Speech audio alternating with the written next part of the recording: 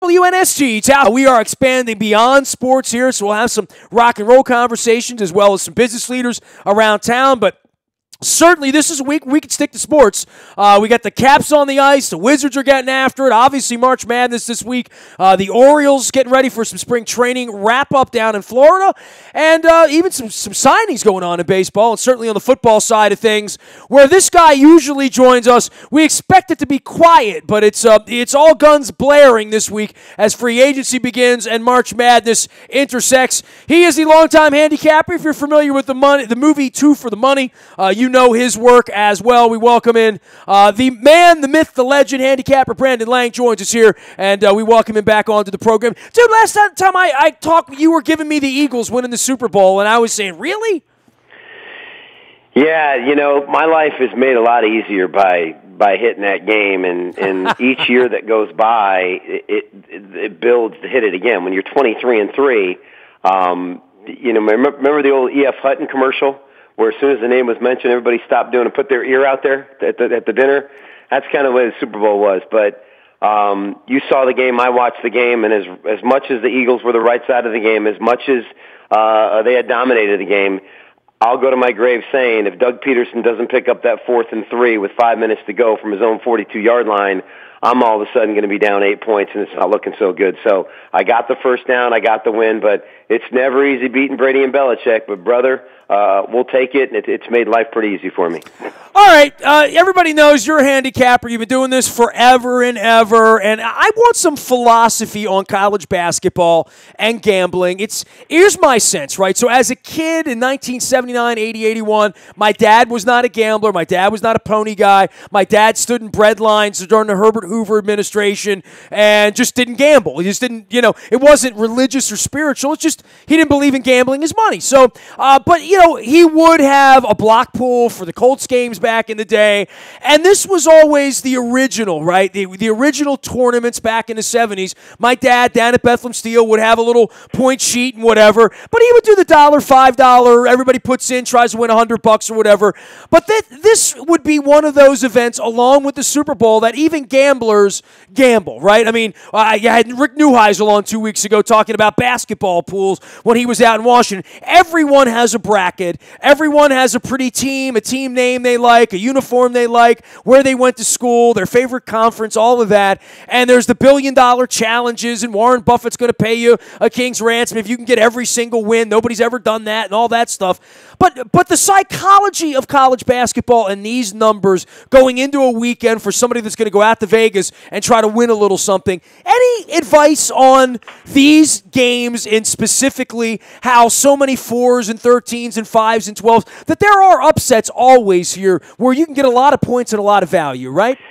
Absolutely. First of all, when you deal with a bracket, understand that a number one seeds have met in the final only 8 times. So it's very rare in the 29 years of this tournament you're going to get two number one seeds square off in the final game. It's only happened 8 times.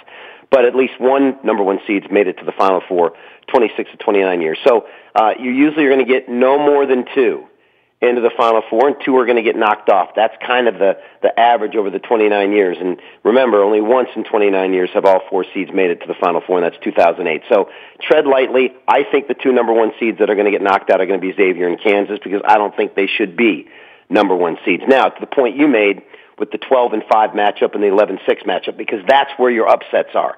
Last 7 years, the 12 has beaten the 5 20 of 36, 20 and 16. Wow. That's straight up, no point spread, but you think that's amazing. The last 2 years, the 11-6 matchup, the 11 has beaten the 6 of the 8 games the last 2 years.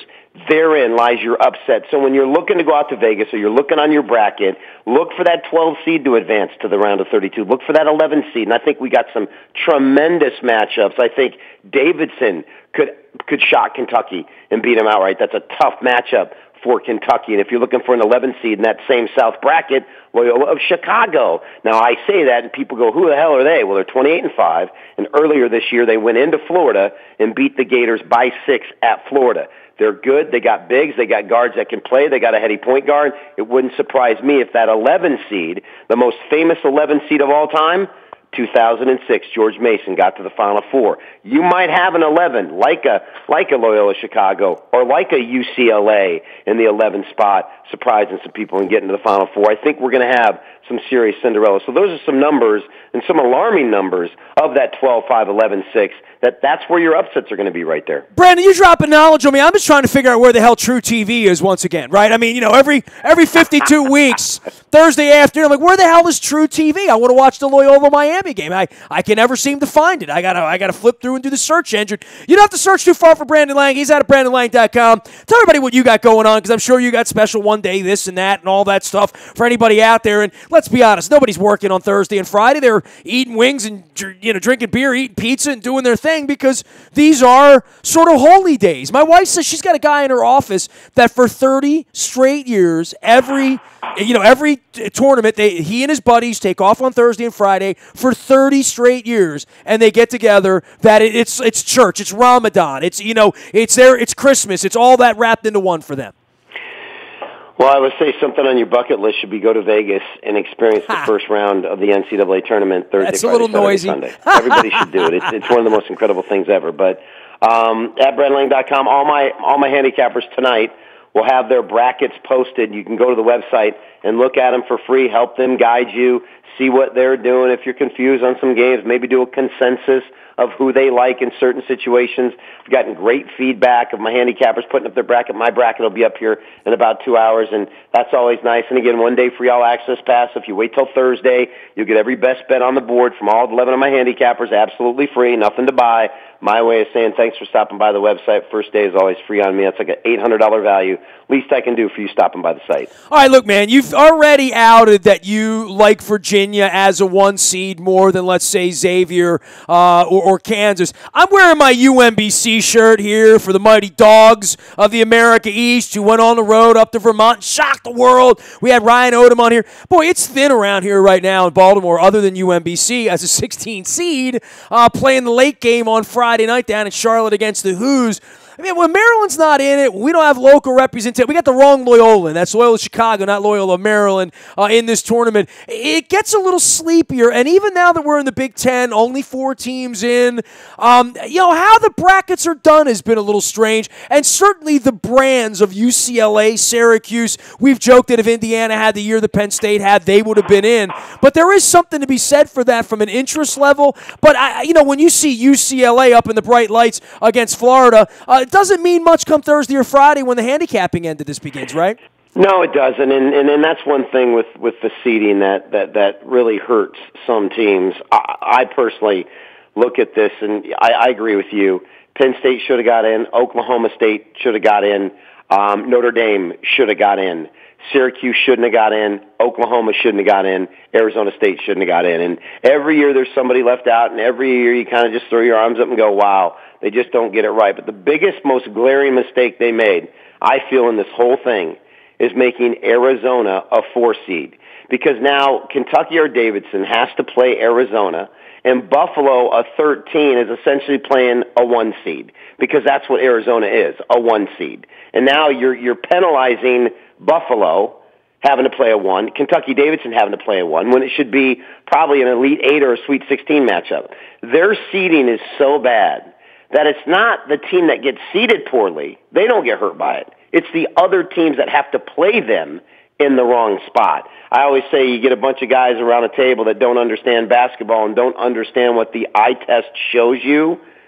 You're always going to have mistakes with these brackets, and it's going to happen until you are 6 feet under. You're the second guy that said that in the early going of the week, that they don't have guys watching the games. And certainly for Villanova, they got sort of a really dreamy run at this thing, don't they? They really do. I think their run, at least to the Elite 8, is as easy as it gets. It really is. But you look at the bottom of that bracket with Purdue's having to go through Florida and potentially Texas Tech Butler. But the landmine, I feel, the absolute landmine is the Midwest. You got Duke, Michigan State, and Kansas are going to have to fight tooth and nail over each other with Auburn. That's going to be a landmine filled. But at the end of the day, between me and you, the best team I've seen all year long is Virginia. and I'm more impressed with them than I have of any team in quite some time. And people knock them offensively, and I sit back understanding basketball the way I do because it is my first love. I don't know what they're talking about because they got guys that can knock down shots, and they got guys that are skilled on the offensive end. And I have Virginia knocking off either Villanova or Duke in the championship game. How do you feel about something silly like UMBC and getting a bunch of points and taking tons of points as 15, 16, 13 seeds? Well, they're plus, I think the line's 24. I want to say 22, 24. My only concern, they can shoot the three, but I'm a shooter, and what pressure does to a shooter is it forces you to speed up your jump shot just an extra second, and that extra second means everything. So the open looks that they got against Vermont, they're not going to get against Virginia, so they're going to have trouble scoring. The committee did no favors putting them against Virginia. I think it's a bad matchup for UMBC. I just don't think they got enough horses. Now, I'm not one to ever feel comfortable laying 24, especially when you get up by 30 late in the game and they're still launching threes. So for me, that game, the backdoor cover is always going to be in play only because they shoot the three ball so well.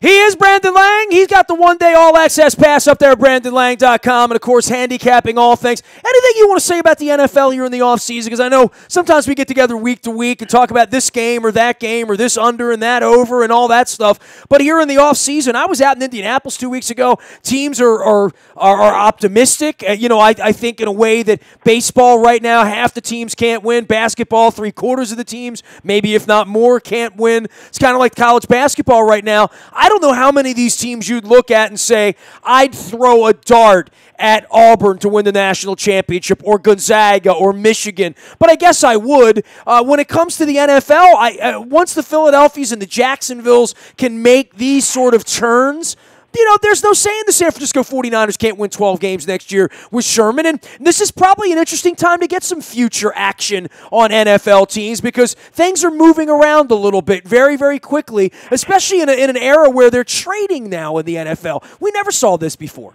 I agree. I think the Sherman move with Garoppolo is very, very interesting. Now, let's see what they do in the draft and see if they could, be one of those teams that you look at the Eagles last year. You look at where they went from and where they got to. The Niners could be that team that does something similar now that they got their quarterback in place and a different Sherman makes in that defense. You look at Kirk Cousins. If he does sign with Minnesota with that defense in place, obviously that puts them right there in the forefront. I don't understand the Tyrod Taylor trade to Cleveland. I don't get it at all unless they want a veteran there for the guy they're going to draft. I get it. He doesn't turn the ball over, but he doesn't win enough games. At the end of the day, I'm interested to see where Nick Foles goes. If Philadelphia does indeed trade him and get a couple draft picks, I think it's a mistake because if Wentz goes down, you better have a good backup in place. I think they should keep Foles under contract for one more year. They have him under contract for one more year. I don't think they do, but maybe they'll want a couple draft picks. So I think the most interesting thing for me is where Cousins lands, because if he does land in Minnesota, I think if you're looking for a future, get Minnesota now, because if he does sign with Minnesota, you're going to lose probably, if let's say they're 10-1 now, that's going to go down to 5. I saw Justify, the horse, win over the weekend. You got any dough out there on the Derby for that? I know you love the Derby. I'm at the Derby. It'll be my third straight year going. Best event in the world, isn't it? I mean, really. Oh my God, it is. Listen, ESPN Louisville is one of my best markets. They roll out the carpet for me, VIP access pass. It's to this day, it's been great. The first 2 years, turf club, stakes room. It's a whole different lifestyle with the rich and famous there, brother. Yeah, it's good times, man. We're up on that in a couple of weeks. Great to visit with you, and we'll send everybody out to your website. It's Brandon Lang. Of course, the movie is Two for the Money, and Matthew McConaughey and Al Pacino and all that stuff. Waiting for this Paterno movie to come out, too. That's going to be good, too, right? That does look really good. And being a movie guy and seeing everything on the planet, I can't wait to see that one. That's going to be really, really good. One day I'll get to the Oscars. I need to know important people like you. Get out there to L.A. Lee, you gave me a great sushi recommendation, so for that I am grateful. We'll send everybody out to your one-day all-access pass. Always great to visit with you, and I guess our paths will cross again at some point before football season begins. Always, brother. Always. Thanks, man. BrandonLang.com. He is our friend and handicapper out there on the West Coast and in Vegas, talking about the bucket list of spending this weekend in Vegas for all things March Madness. We're breaking down all of the brackets and more out on the website at WNST.net. Anything you miss here this week, you can find in the buyatoyota.com audio vault 24 hours a day from anywhere in the world on your mobile device by downloading the TuneIn Radio app. Reminder, head coach Barry Trotz will be joining us on the 29th of March. Many of you will be calling that opening day for baseball. That's Thursday evening after the game. Head coach Barry Trotz swabbing for the Bone Marrow Registry and for There Goes My Hero, talking Caps playoffs with us. All of it brought to you by Freedmont Mortgage. Don't make a 30-year mistake by choosing the wrong lender. You need Freedmont's education online. Go to Freedmont.com. That's FREEDMONT as well. Our morning newspaper ships directly to your email inbox each and every morning, featuring the entries of Laurel and then Pimlico as we get ready for the pony season around here. You can also find the entries out on the front of WNST.net. Our morning newspaper powered up by Planet Fitness and PlanetFitness.com. $1 to join, $10 a month, and never any commitment. There's one right around the corner from you. It is perfect time right now to get in shape and to do that at Planet Fitness, where they take care of our morning newspaper and get that to you. If there's any breaking news, you'll get that first on the WNST Tech Service. That is all brought to you by Coons Ford of Security Boulevard. Dennis Kolatzos will be here on Thursday from 3 until 5, driving you home. It is the SSV on WNST amidst March Madness, amidst the beginning of this NFL free agency madness, and we're getting up on opening day, and Caps and Wizards. Goods, even Tiger Woods is stroking the ball right now this weekend at Valspar. So we'll have some fun with that leading up to the Augusta and the Masters and the Azaleas and all that good stuff. Nasty at WNST.net is my email address. I'm on Facebook, Twitter, LinkedIn, Snapchat, Instagram, streaming live on our Facebook, as well as our YouTube WNSTV channel, where I'm drinking from my Pizza John's cup, courtesy of our friends at Pizza John's, where I got to get down there, get me a cheesesteak and some pizza pie. You know what I have never done? I've never just ordered a pizza pie with just pepperoni at Pizza John's. I'm going to do that just to mix things up. I'm going to feel cheated because I want the sausage and the mushroom and especially the green pepper. Having a pizza without green pepper at Pizza John's feels like heresy to me, even though my wife hates green peppers. But one day I'm just going to go flat out pepperoni, no extra cheese, just pepperoni. If I take Luke, he's going to want the meat sauce. Pizza John's, pizzajohns.com, closed on Mondays, but that's so they can rest up, make better pizza for you on Tuesday. 50 years they've been doing it, same as I've been doing it since 1968. Pizza John's down at back River Neck Road in the heart of Essex. I am Nestor. We are WNST.net, AM 1570, WNST Towson, Baltimore, and we never stop talking Baltimore sports.